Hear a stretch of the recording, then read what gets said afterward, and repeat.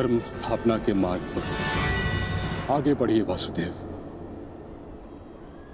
अंत कर दीजिए मेरे इस जीवन का।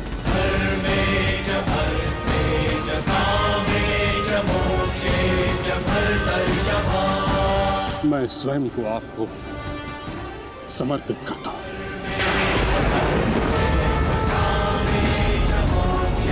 क्योंकि ना तो पांडव मेरे प्राण लेने में सक्षम है और ना ही मैं उन्हें मार पाऊंगा। मैंने सदैव धर्म का पालन किया, कभी अधर्म नहीं किया।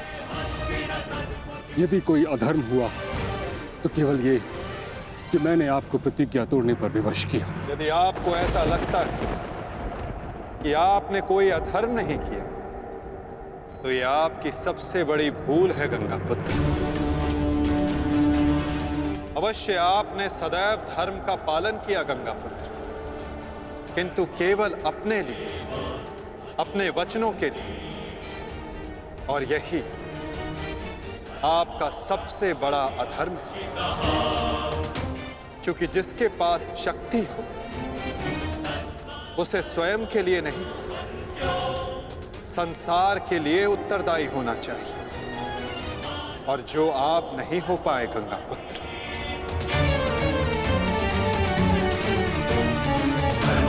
और आपका तथाकथित धर्म ही आपका अज्ञान, आपका सबसे बड़ा शत्रु और अधर्म बन गया। किंतु वासुदेव, मैंने तो सदैव वही किया जो मेरी अंतरात्मा ने कहा। तो क्या इस धर्म युद्ध में अधर्म के पक्ष से लड़ने की अनुमति भी आपको आपकी अंतरात्मा ने दी गंगापुत्र? भरी सभा में द्यूत में होते छल को देख मौन रहने की अनुमति क्या आपको आपकी अंतरात्मा ने दी थी गंगापुत्र? कुल वधू का वस्त्र हरण होते समय शस्त्र उठाने के लिए क्या आपको आपकी अंतरात्मा ने रोका था गंगापुत्र? हस्तिनापुर की सुरक्षा के लिए आपने इतिहास की सबसे भीषण प्रतिज्ञा ली गंगापुत्र, परंतु आप हस्तिनापुर का अर्थ ही अनुचित समझ बैठे। आपने सिंहासन को हस्तिनापुर समझ लिया।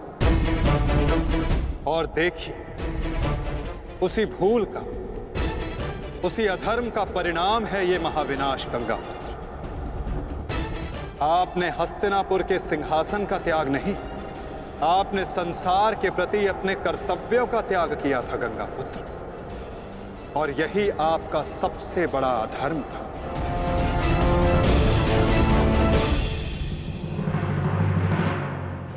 परिवर्तन ही संसार का नियम है गंगापुत्र। और संसार के कल्याण और उत्थान के लिए ऋतुएं भी स्वयं को परिवर्तित करती हैं, परंतु आपने परिवर्तन को नहीं स्वीकारा। जो स्थिर हो जाए वो मनुष्य नहीं, पाषाण है। और जो अपने विचार को कभी बदले नहीं, वो मानवता का शमशान है गंगापुत्र।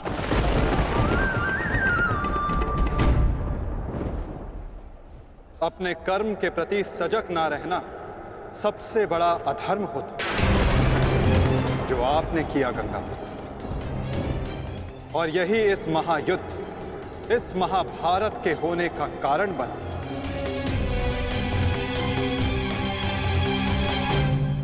प्रभु, मेरा मार्ग दर्शन कीजिए।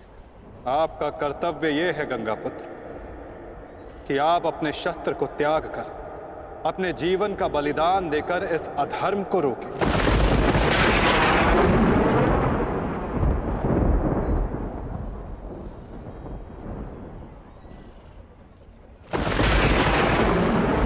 ठीक कहा वासुदेव।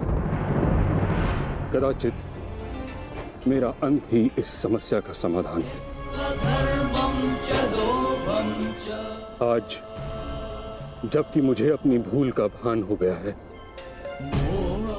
मैं अपना प्रारब्ध स्वीकार करने के लिए तैयार हूं।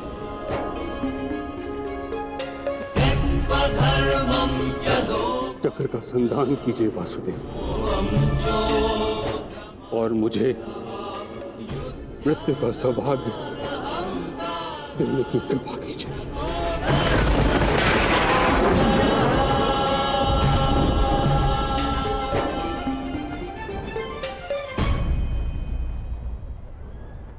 ठीक है, यदि आपकी इच्छा ये मृत्यु पाने की है तो मैं अपनी प्रतिज्ञा को तोड़कर तुम्हें मुक्त करता हूं गंगा पुत्र।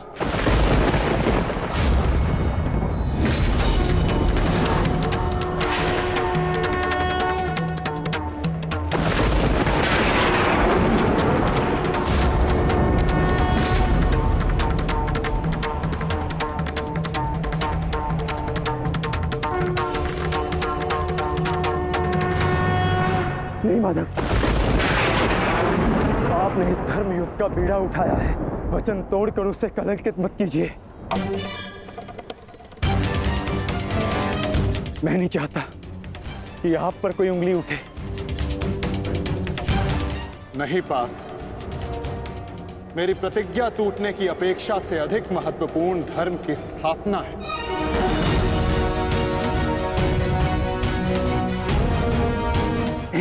नहीं माधव, नहीं। आपने ही भारभृग को वीर गति दी है माधव, ताकि इस युद्ध से जुड़ी प्रतिज्ञाएं, वचन और प्रारब्ध भंग ना हो सके।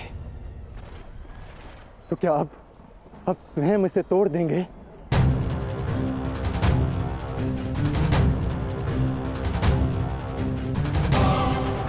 आप मुझे एक अवसर और दीजिए माधव, मैं अपने संपूर्ण मनोबल और कौशल से यह युद्ध करूंगा। जब तक मेरे शरीर में रक्त की एक बूंद भी बहेगी, मैं अपने मन में भावनाओं को नहीं बहने दूंगा माधव।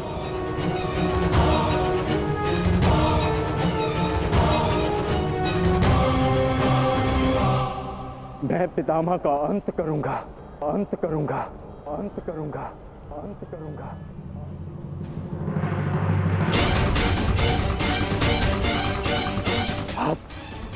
आप ये चक्र छोड़ दीजिए माधव, आप ये चक्र छोड़ दीजिए।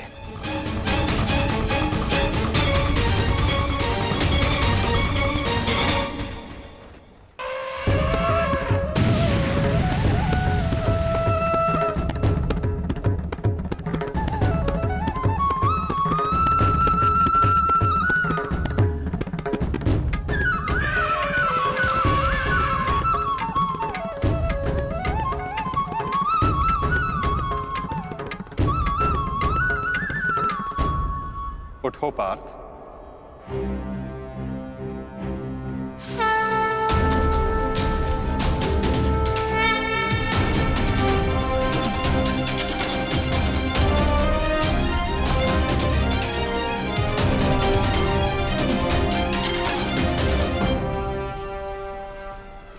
आपके हाथों मोक्ष पाना कदाचित मेरे भाग्य में नहीं वासुदेव।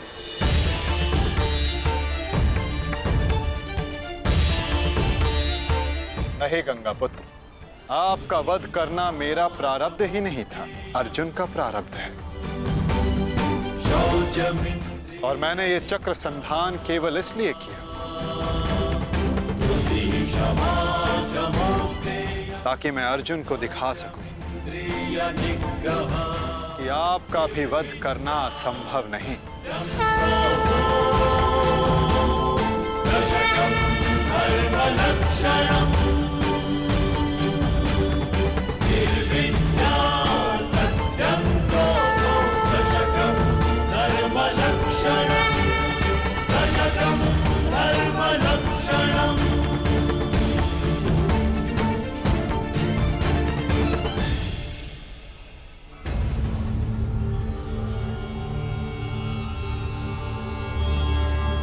आओ पार्थ।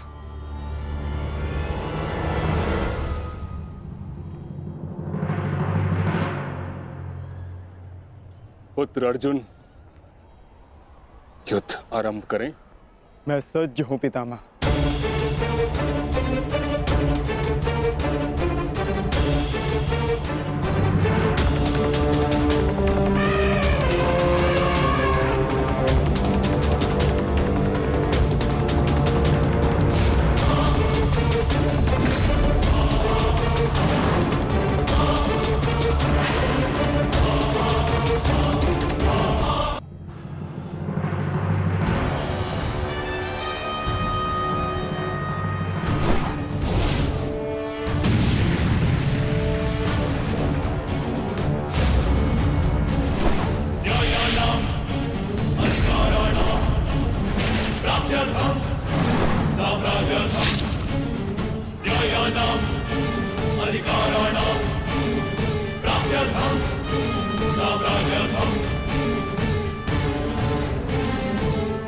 अद्भुत। पुत्र अर्जुन, कर्म पथ पर तुम्हें भावनाओं से ऊपर उठते हुए देख प्रसन्नता हुई।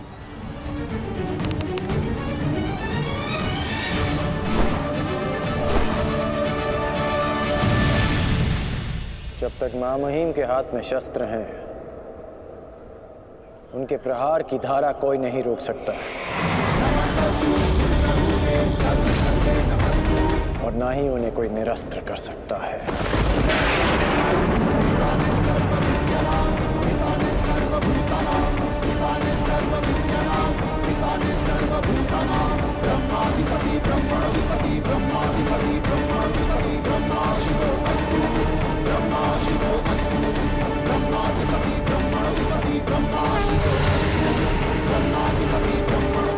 तुम्हारी तपस्या सफल हो गई बालिका।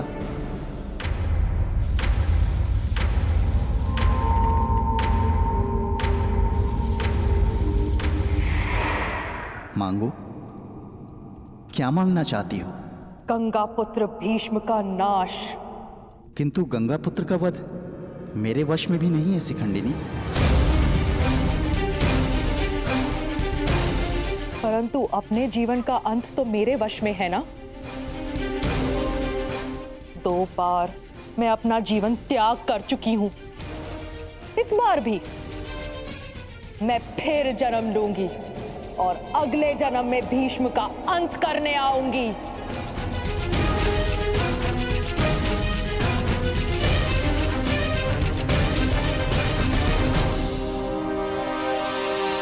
रुको बालिका, तुमने इतनी कठोर तपस्या की है, हमें बताओ तुम्हारी समस्या क्या है? समस्या ये है यक्षराज कि मैं भीष्म का वध अपने हाथों से करना चाहती हूं, किंतु मैं स्त्री हूं, इसलिए उस पाखंडी ने मुझे युद्ध में सम्मिलित होने से रोक दिया। मैं तुम्हें भीष्म की मृत्यु का वरदान तो नहीं दे सकता, किंतु कुछ ऐसा अवश्य कर सकता हूं जिससे तुम अपना लक्ष्य पा सको, किंतु एक बंधन रहेगा। मेरे लिए केवल भीष्म की मृत्यु महत्व रखती है और कुछ नहीं। हाँ कहने से पूर्व मेरी पूरी बात सुनो बालिका, उसके पश्चात निर्णय लेना।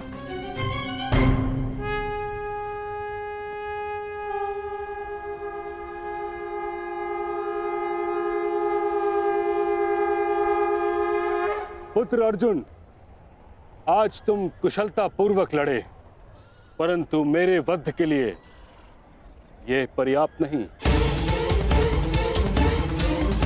हाँ, क्योंकि महामहिम के पास तुम सबके नाश के लिए पर्याप्त अस्त्र है धनुर्धारी अर्जुन।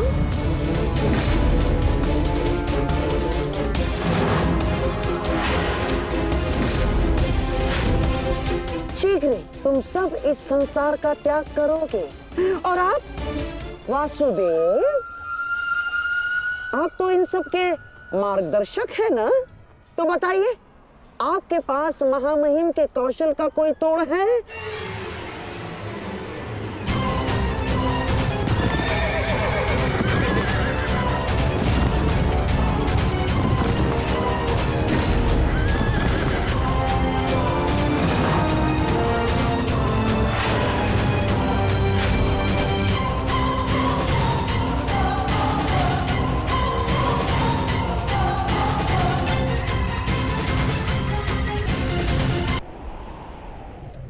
आज मैंने पूरे सामर्थ्य से पितामह का सामना किया, परंतु उन्हें परास्त करने में असफल रहा।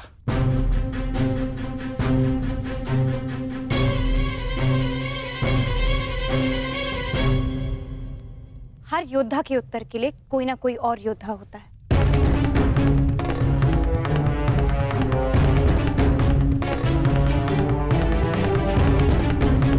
केशव, आप ही तो कहते हैं ना कि कभी कभी भाग्य स्वयं चलकर हमारे पास आता है, किंतु शिखंडिनी अब तक क्यों नहीं आई? उसे इतना समय क्यों लग रहा है केशव?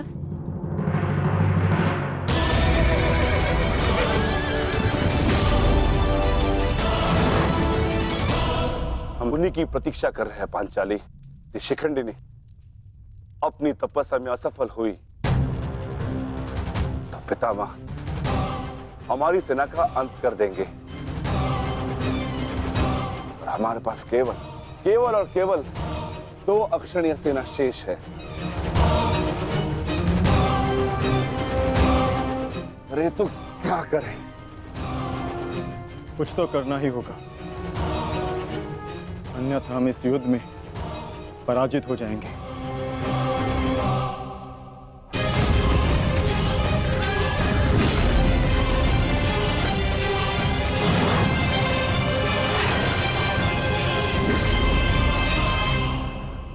से विजय हमारी हुई, आज फिर से परंतु सबसे अधिक प्रसन्नता मुझे तब होती है जब वो धनुर्धारी अर्जुन के मुख पर मैं भय देखता हूँ। केवल 2 अक्षुणी सेना शेष बची है उन पांडवों के पास, और शीघ्र ही वो 2 अक्षुणी सेना भी समाप्त हो जाए, अंत हो जाएगा उनकी सेना का और उन पांडवों का। अवश्य अंत होगा, नाश होगा, क्यों नहीं होगा? परंतु खेद है अंगराज, आप इस युद्ध में लड़ नहीं पाएंगे, क्योंकि महामहिम जिस वेग से पांडवों की सेना को नष्ट कर रहे हैं, उससे तो ऐसा प्रतीत होता है कि यह युद्ध कल ही समाप्त हो जाएगा। गांधार नरेश, युद्ध अभी तक समाप्त नहीं हुआ है। मैंने आप सबसे पहले भी कहा था कि विजय से पूर्व उत्सव मनाना उचित नहीं है।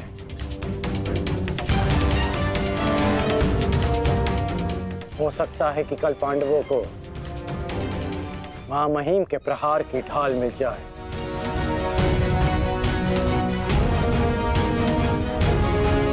इस युद्ध में कुछ भी संभव है।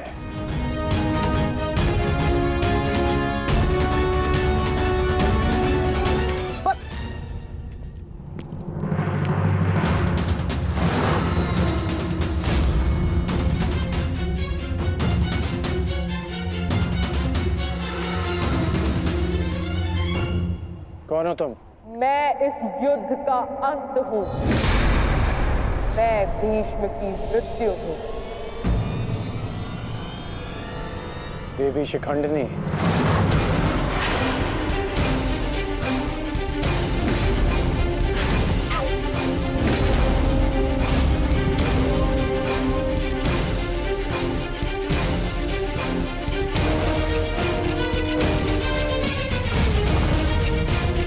देवी नहीं, देव। स्त्री नहीं, पुरुष। शिखंडिनी नहीं।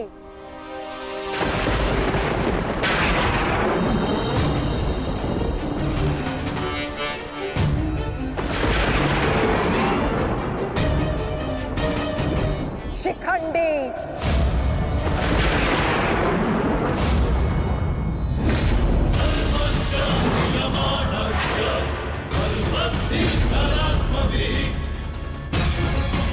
ये मैं हूं, और कल मेरे उस वचन की पूर्ति होगी जो मैंने पांचाल युद्ध में तुम्हें दिया था अंगराज। एक दिन ऐसा आएगा अंगराज जब भीष्म मेरे सामने खड़ा होगा, और वहां ना तुम उसकी रक्षा कर सकोगे ना तुम्हारा ब्रह्मास्त्र। स्मरण रखना, एक महायुद्ध होगा, महाविनाश होगा, और उस विनाश को तुम भी नहीं रोक पाओगे।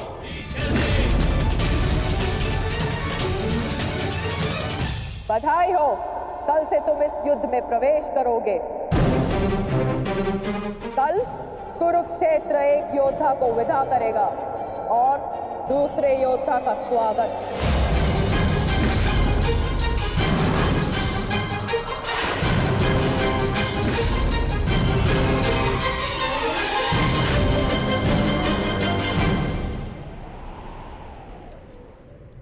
जो भी होता है केवल समय के अनुसार होता है, और उचित समय आने को है। हमें केवल धैर्य रखना है जब तक उचित समय नहीं आ जाता। शिखंडिनी कुरुक्षेत्र पहुंच चुकी है।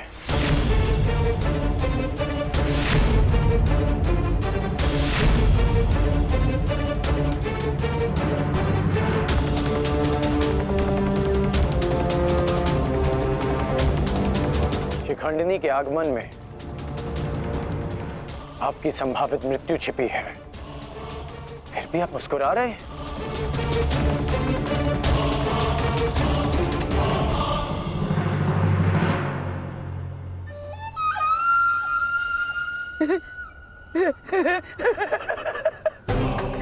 अब समझ आया महामहिम कि आप मुस्कुरा क्यों रहे हैं।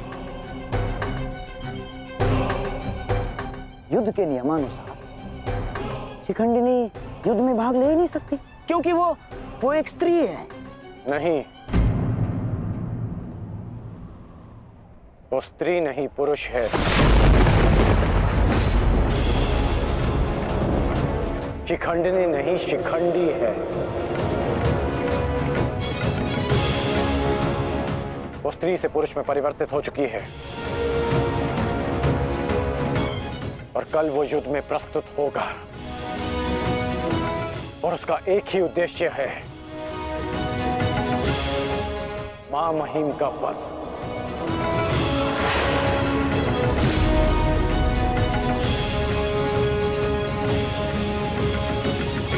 हाँ, एक स्त्री अपने प्रतिशोध की आग के चलते पुरुष बन गई। अद्भुत। भला यह कैसे संभव हुआ? कैसे हुआ वो छोड़िए मामाश्री, अब ये बताइए कि करना क्या है।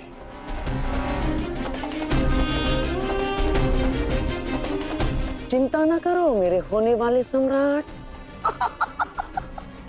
तुम्हारा ये मामा इसका भी कोई ना कोई उपाय अवश्य ढूंढ लेगा।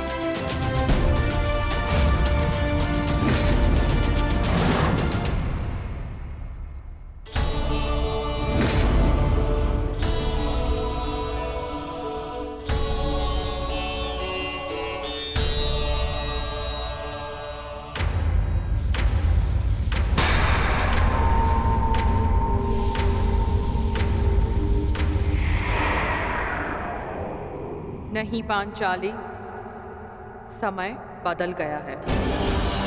तुम्हारे समक्ष शिखंडिनी नहीं, शिखंडी है। एक पुरुष, एक पुरुष, एक पुरुष।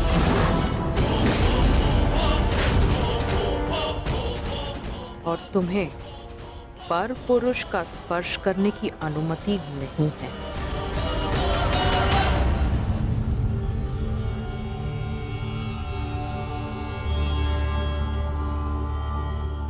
जब हमें सबसे अधिक आपकी आवश्यकता है, आप हमारे समक्ष प्रस्तुत हैं। इसके लिए आपका धन्यवाद। मैं यहाँ अपने आवश्यकता और अपने उद्देश्य के लिए आया हूँ। आवश्यकता मुझे आप सबकी पड़ेगी, क्योंकि भीष्म का अंत निश्चित है।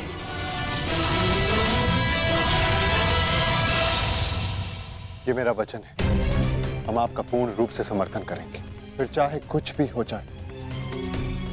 युद्ध भूमि में हम आपके साथ खड़े रहेंगे और अंत तक युद्ध करेंगे। हमें यह कार्य कल ही संपन्न करना होगा, क्योंकि मेरे पास मेरे जीवन का लक्ष्य पूर्ण करने के लिए केवल एक ही दिन है।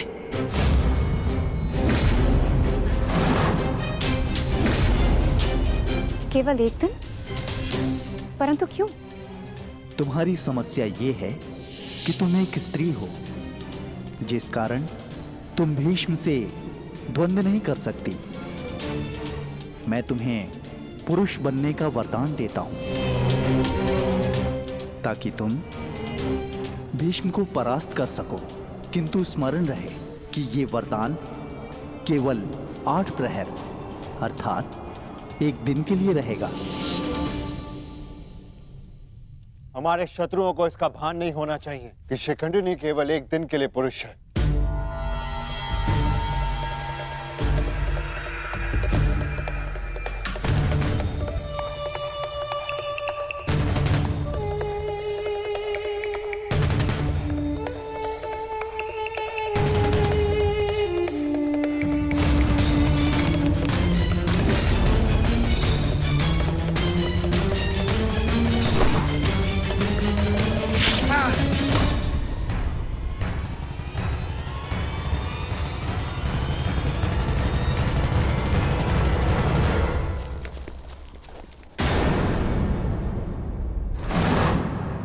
अपने वेश से ये गंधा का निवासी प्रतीत होता है। अर्थात ये मामा शकुनी का गुप्तचर था। सौभाग्य ये कि यहां से जीवित नहीं जा सका। किंतु इस गुप्तचर का संदेश शत्रु तक पहुंच चुका है पार्थ।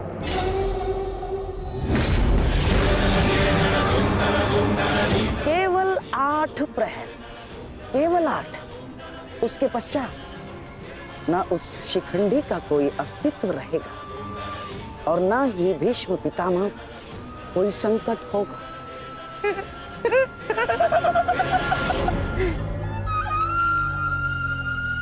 क्या होगा यदि तुम्हारे पितामह कल युद्ध भूमि में प्रस्तुत ही ना हो तो? उत्तम विचार मामाश्री।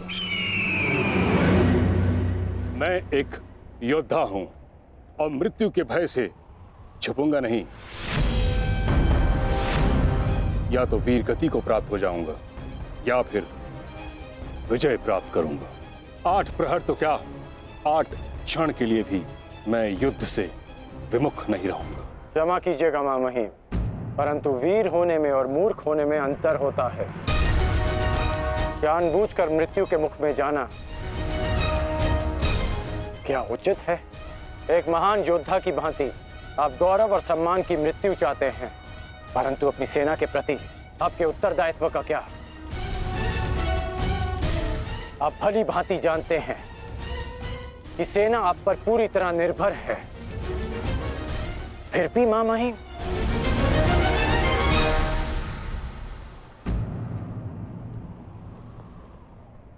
अंगराज ठीक कह रहे हैं पितामह।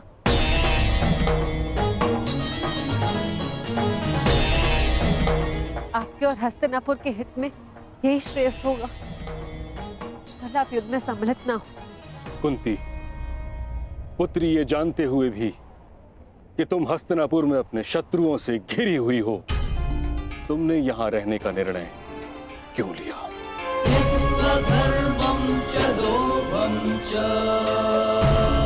क्योंकि हम सब कर्तव्यबद्ध हैं। मैं भी अपने कर्तव्य का पालन कर रहा हूं। यह मेरा अंतिम निर्णय है और मुझे ऐसा करने से कोई नहीं रोक सकता।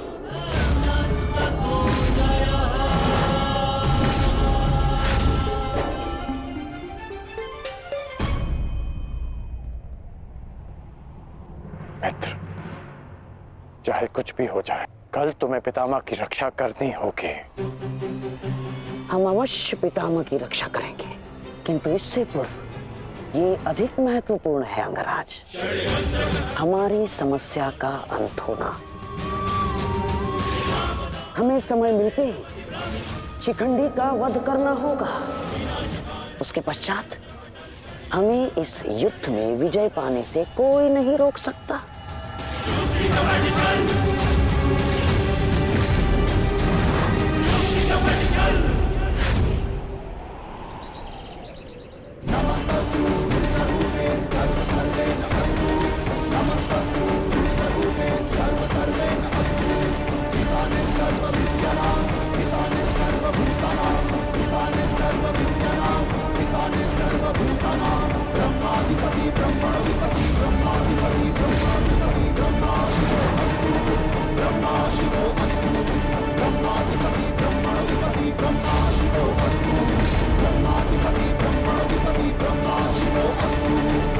मां महिम, गंगा पुत्र,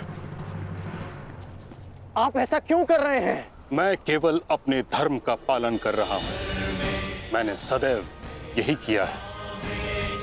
युद्ध भूमि में पूर्ण सहयोग दूंगा और यदि इस युद्ध भूमि में मेरा अंत हो गया तो मुझे इस बात का गर्व होगा कि एक योद्धा का अंत रणभूमि में होगा। मैं आपसे विनती करता हूं, रुक जाइए। ऐसा मत कीजिए मां महिम, आप इसका परिणाम जानते हैं। रुक जाइए मां महिम। आपको वचन देने के कारण मैं 9 दिनों तक रणभूमि से दूर रहा, क्योंकि मुझे लगता था कि आप जो भी निर्णय लेंगे वो हस्तिनापुर और हमारी सेना के हित में होगा। विश्वास था कि आपके होते हुए हम ये युद्ध नहीं हार सकते। फिर क्यों आप ऐसा कर रहे हैं? एक कौरव भरे अंत के लिए आप पूरी कौरव सेना का संहार नहीं कर सकते। क्या इसलिए आपने सूत पुत्र को युद्ध भूमि से दूर रखा? यदि तुम्हें ऐसा लगता है तो ठीक है। सूत पुत्र कर्ण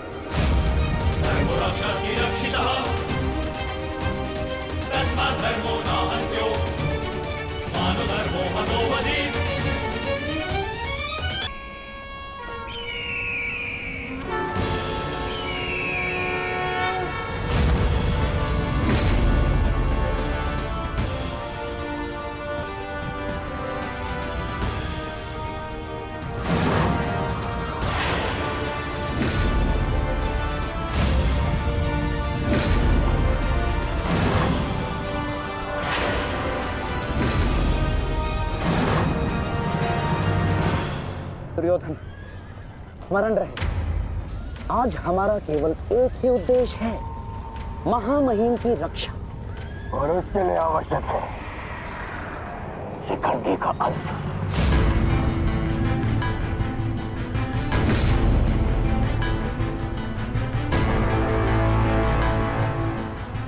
आज मैं शिखंडिनी का कवच बनकर उनकी रक्षा करूंगा।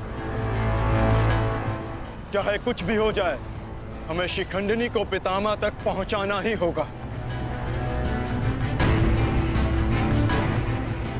स्मरण रखना पार्थ, किसी के जीवन का उद्देश्य पूर्ण करने में उसकी सहायता करने से अधिक पुण्य और आनंद किसी और कार्य में नहीं आता। और मुझे पूर्ण विश्वास है कि तुम पूर्ण रूप से अपना कार्य पूरा करोगे पार्थ।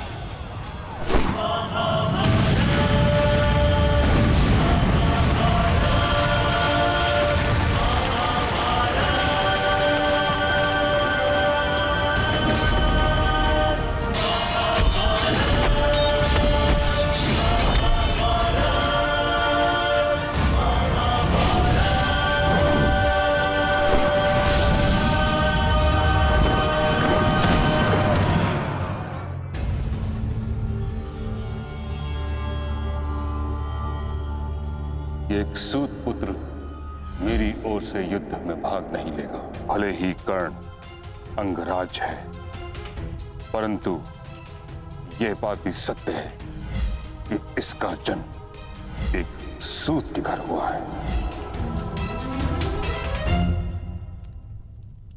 पुत्र,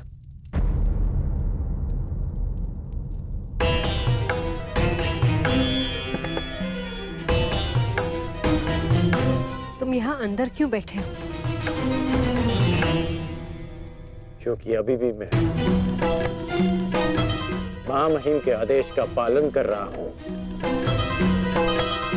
एक सूत पुत्र होने का मूल्य चुका रहा हूं।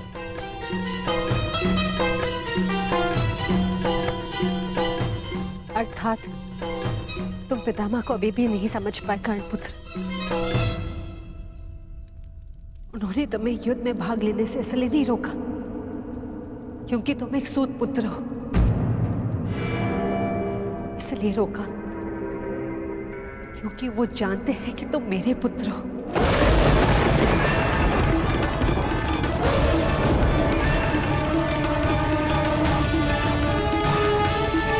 एक भाई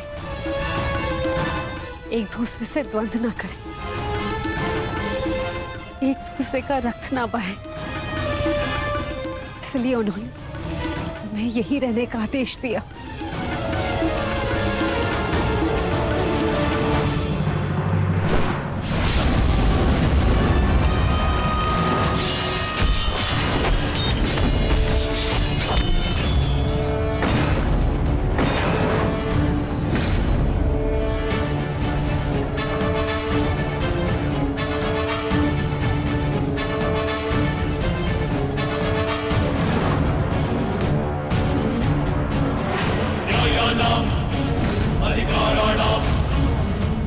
दुर्योधन, ये रहा हमारा आखेट।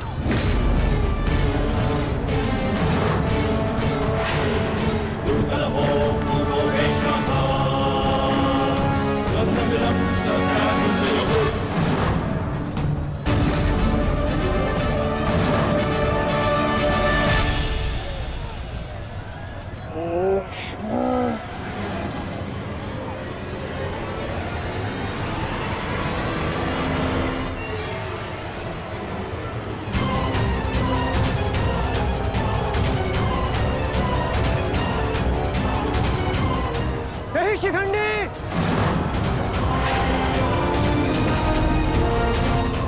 शिखंडी रुक जाओ।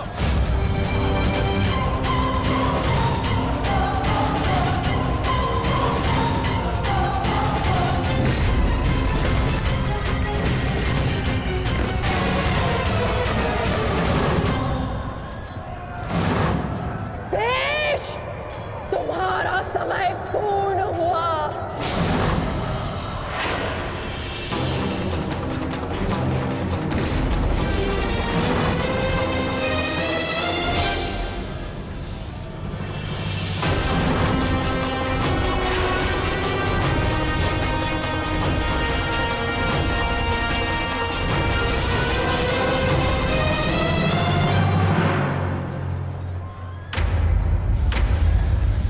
रूप बदला है परंतु युद्ध कौशल का स्वरूप नहीं बदला तुम्हारा।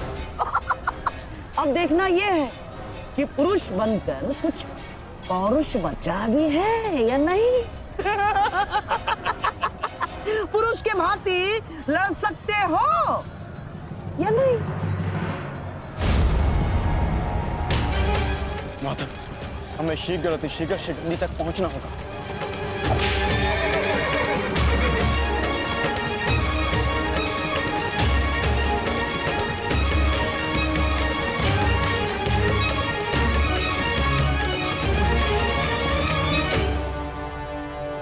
इस समय युद्ध भूमि में क्या हो रहा है संजय? क्या शिखंडी ताक्षरी तक पहुंच गया है? नहीं महाराज, वो अभी तक कौरव महारथियों के मध्य में फंसा हुआ है।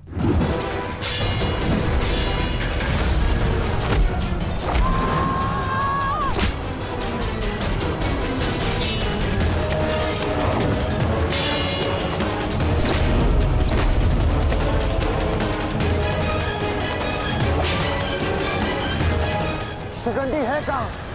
कितना समझाया था फिर भी ये न्यू तोड़कर कहाँ चला गया शिखंडी?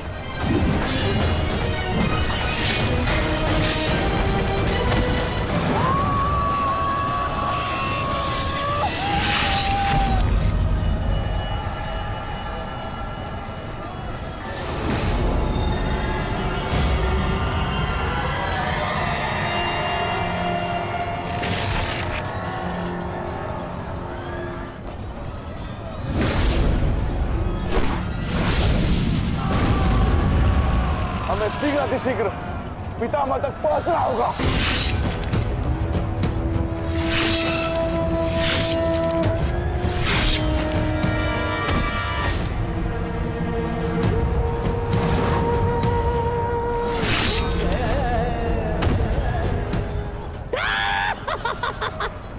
पितामह की सबसे बड़ी बाधा का अंत हुआ।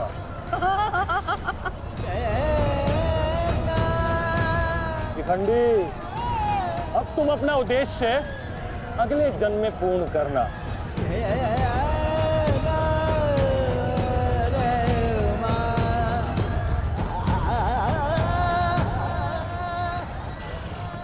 आधा दिन बीत चुका है माधव, किंतु शिखंडी कहीं नहीं दिख रहा। हम कौरवों के मध्य में खड़े हैं माधव, अब हम क्या करें? तुम शिखंडी की चिंता मत करो पार्थ।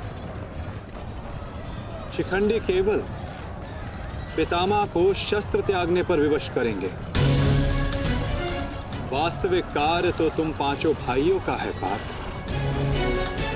तुम में से केवल एक का प्रहार गंगा पुत्र को पराजित करने के लिए पर्याप्त नहीं है पार्थ।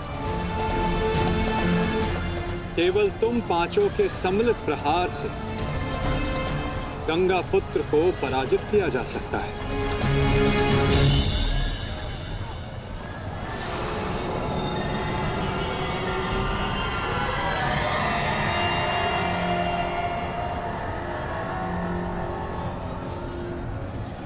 आओ पुत्रों, मैं तुम्हारी ही प्रतीक्षा कर रहा था।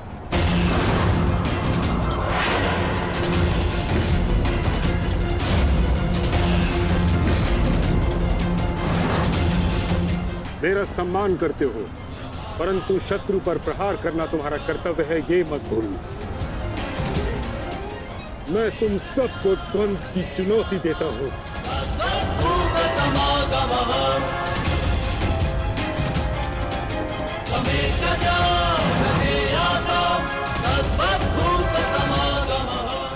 तुम पांचों मिलकर मेरा अंत कर सकते हो।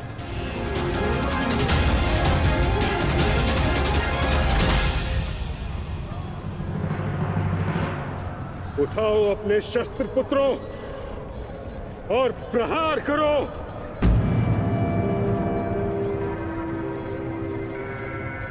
यह तुम्हारे पितामह का आदेश है।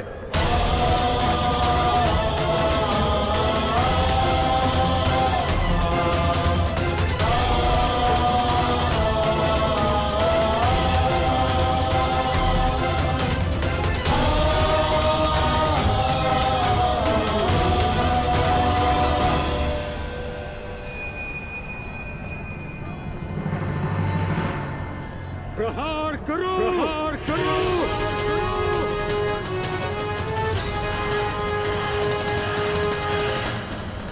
सैव धर्मः सो धर्मः देशकाले प्रतिष्ठितः अरानः कृतं हिंसा धर्मो यावत्तिकः स्थितः अरानः कृतं हिंसा धर्मो यावत्तिकः स्थितः।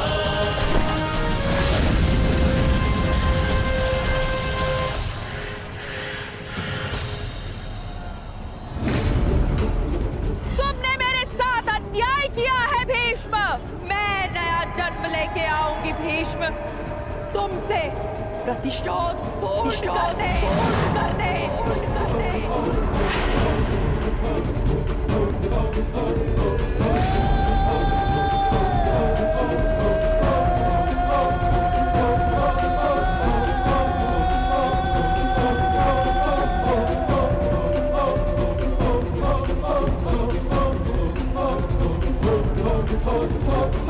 भीष्म की मृत्यु से पहले मैं खुद की मृत्यु को हावी नहीं होने दे सकता। अपने जीवन का उद्देश्य पूर्ण करे बिना मैं इस दुनिया से नहीं जा सकता। भीष्म का अंत निश्चित है।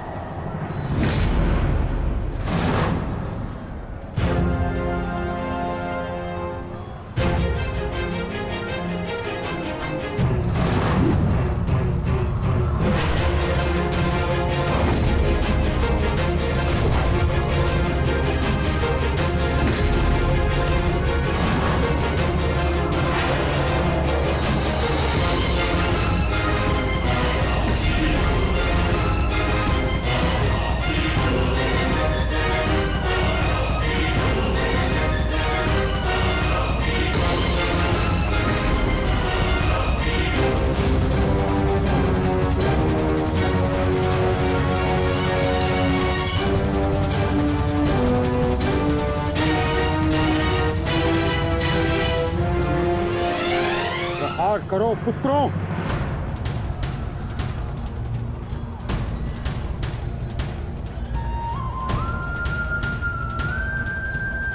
भीम पुत्र, मेरे साथ द्वंद्व करो। इसके बाद तुम्हें मुझसे द्वंद्व करने का अवसर नहीं मिलेगा।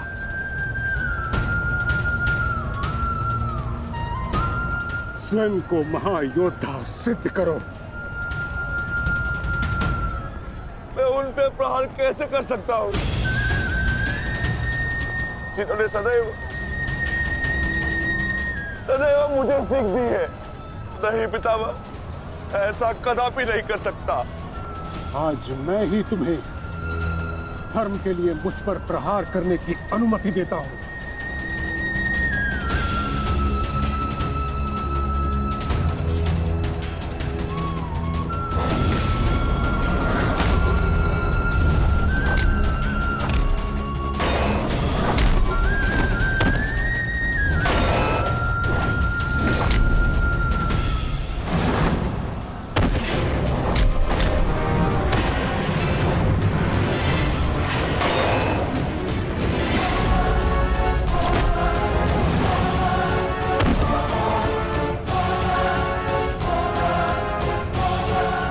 प्रहार करो पुत्रों, हार मत मानो।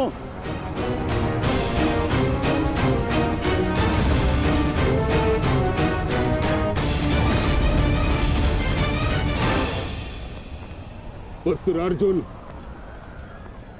अपना गांडीव उठाओ, प्रहार करो।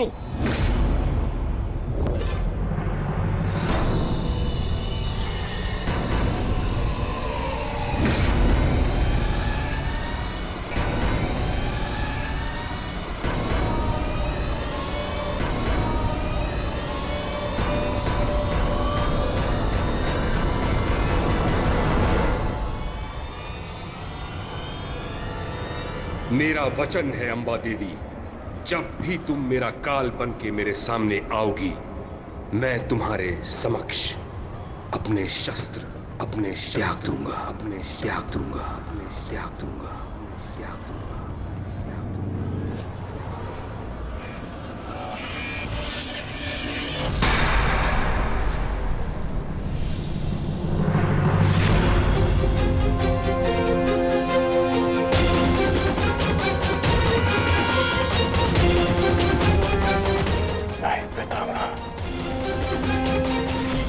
ऐसा नहीं कर सकते।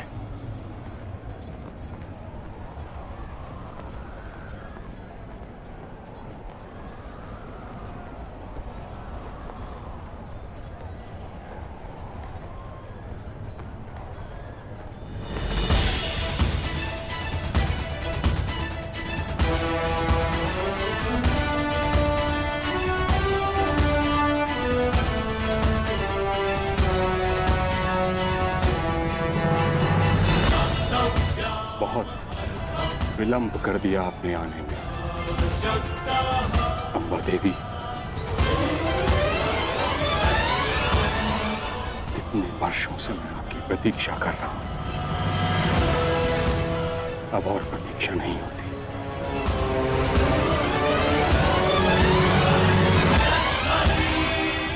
मुक्त कर दीजिए मुझे इस जीवन से।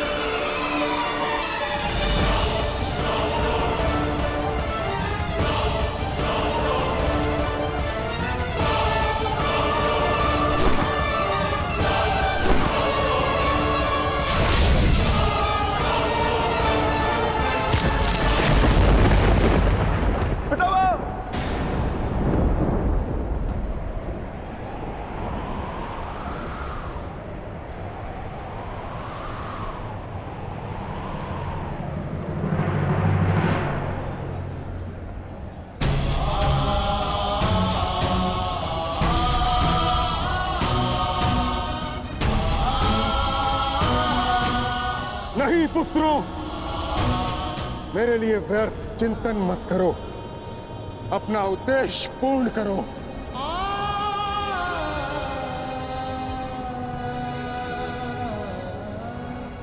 कर्म करो, प्रहार करो।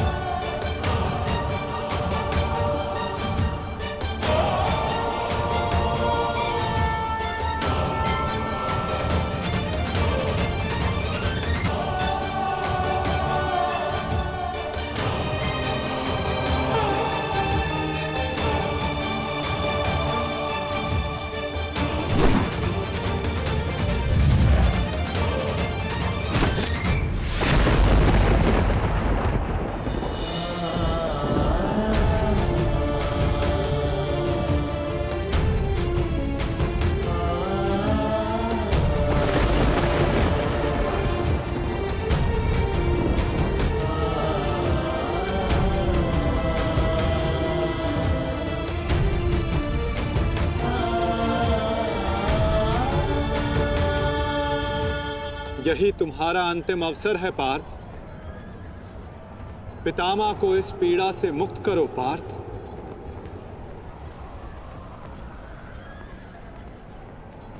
प्रहार करो पार्थ। मुझे मुक्ति दो पुत्रों।